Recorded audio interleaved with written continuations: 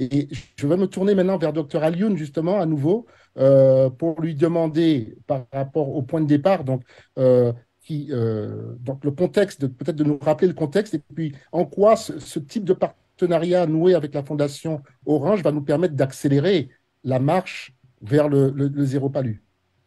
Bonsoir, Merci. docteur. Oui, bonsoir et encore une fois, merci de nous avoir offert cette opportunité d'en parler un peu du paludisme en Guinée. Effectivement, comme le disait Amina tout à l'heure, la Guinée a une prévalence qui est passée de 44% à 17% en 2021. Et effectivement, l'accompagnement que Orange a pu nous apporter, c'est de venir en collaboration avec le ministère de la Santé à travers le programme national de lutte contre le paludisme, identifier quels sont les besoins qu'ils peuvent combler et d'aller de manière plus stratégique. Et c'est comme ça, avec Orange, on a pu identifier des zones dans la région qui a la prévalence qui atteint pratiquement les 30%. Donc, vous voyez, la prévalence nationale est à 17%, mais il y a des zones qui sont à 30%. Et c'est dans ces zones-là que Orange nous accompagne à pouvoir atteindre les populations qui sont les plus inaccessibles pour pouvoir être protégées par les militaires.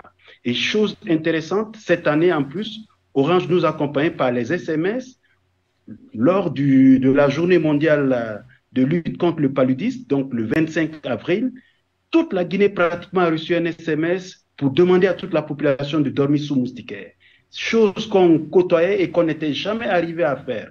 Donc, grâce à cette collaboration-là, on a la capacité d'atteindre le maximum de population pour lutter contre le paludisme. Pour ne citer que cet exemple-là.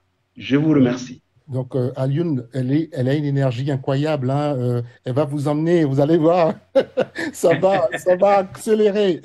En tout cas, c'est très belle, très beau retour. Donc, à tous les deux, en quelques mots, si vous pouvez nous dire comment vous voyez les perspectives par rapport à... Parce que, bon, il y a la journée mondiale, on célèbre le 25 avril.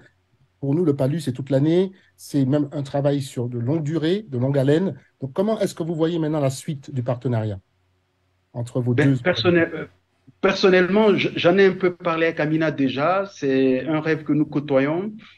En l'occurrence, c'est la prévention du paludisme chez les femmes enceintes. On a un certain nombre de femmes enceintes qui n'arrivent pas à respecter leur rendez-vous de CPN, juste par oubli, par non-sensibilisation, peut-être que le message de l'agent de santé n'est pas passé, qu'on trouve avec Orange qu'on ait la possibilité d'avoir des rappels, aussi bien écrits, mais des rappels sonores pour rappeler à la femme enceinte qu'elle doit partir dans le centre de santé pour respecter sa consultation prénatale. Et ceci va éviter d'avoir beaucoup plus de paludisme dans cette couche vulnérable qui est celle des femmes qui sont enceintes et certainement par répercussion les enfants aussi. Parce que on sait bien, lorsqu'on a à portée de main les femmes, on a facilement accès aux enfants. Je vous remercie. Formidable, formidable. On va revenir, vous aurez la possibilité de redire un mot à la fin, mais je pense qu'on a, vous illustrez vraiment le PNLP et la Fondation, un véritable modèle qu'on souhaite à beaucoup aujourd'hui de pays. Donc merci à vous.